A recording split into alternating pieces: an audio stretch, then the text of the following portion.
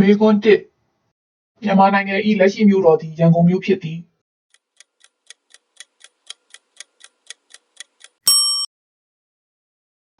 မေကွန်းနှစ်မြန်မာနိုင်ငံတွင်အမြင့်ဆုံးတောင်ထိပ်မှာခါကာပူရာစီဖြစ်သည်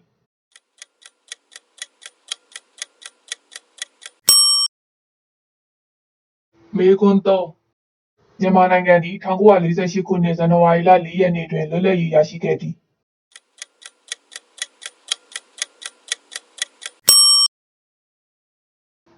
မေကွန်းလေးမြန်မာနိုင်ငံ၏အရှိဆုံးမြစ်မှာတန်လွင်မြစ်ဖြစ်သည်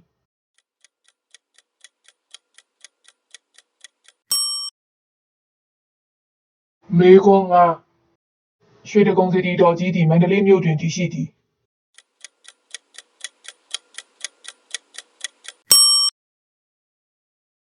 မေကွန်း6ပကံဖြစ်သည်မြမသမိုင်းတွင်ပထမဆုံးသောမြန်မာနိုင်ငံအင်ပါယာဖြစ်သည်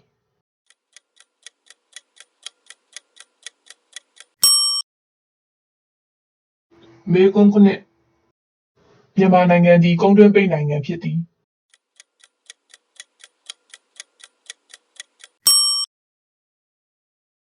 မေကွန်း8ခြေထောက်ဖြင့်လေလော်သည့်ထုံးစံကိုအင်းလေးကန်တွင်တွေ့ရှိရသည်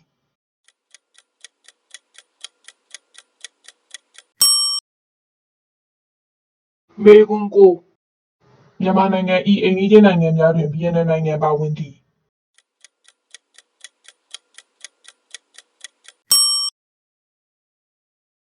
မေကွန်း10ပုပ္ပားတောင်သည်မြင်းငိမ့်တောင်တစ်ခုဖြစ်သည်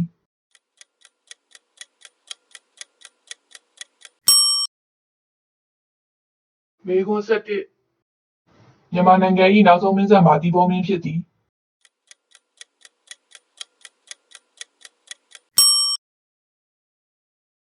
မေကွန်း12မြန်မာနိုင်ငံအလံတွင်ပါဝင်သောအယောင်များမှာအဝါအစိမ်းအနီတို့ဖြစ်သည်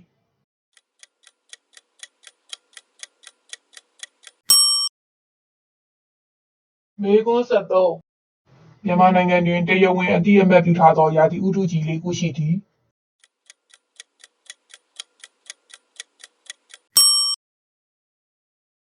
မေကွန်း14ဂျက်တီရိုးစေတီတော်သည်မွန်ပြည်နယ်တွင်တည်ရှိသည်